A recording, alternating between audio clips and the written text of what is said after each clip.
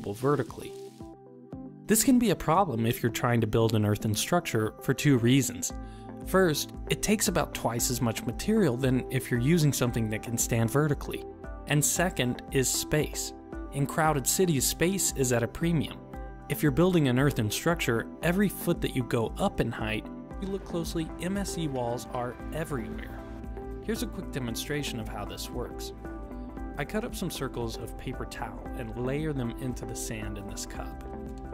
In the cup without any reinforcement, the wet sand can stand up vertically, but as soon as you apply a load, you get failure. Even just a few discs of paper towel to reinforce the soil allow the sand to hold up this 15-pound weight. So what's happening here?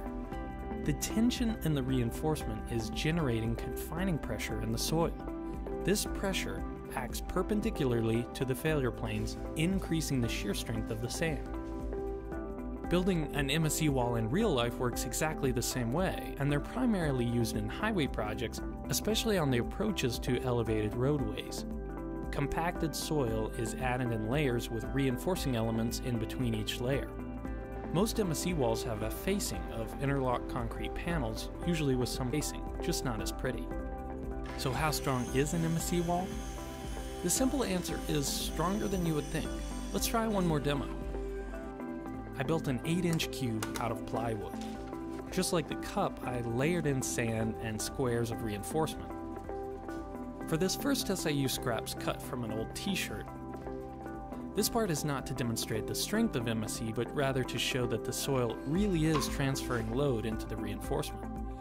The t-shirt material is stretchy, so when the vertical load is transferred into the reinforcement, it spreads out and deforms. I wanted to demonstrate this because it may not be obvious in the next example.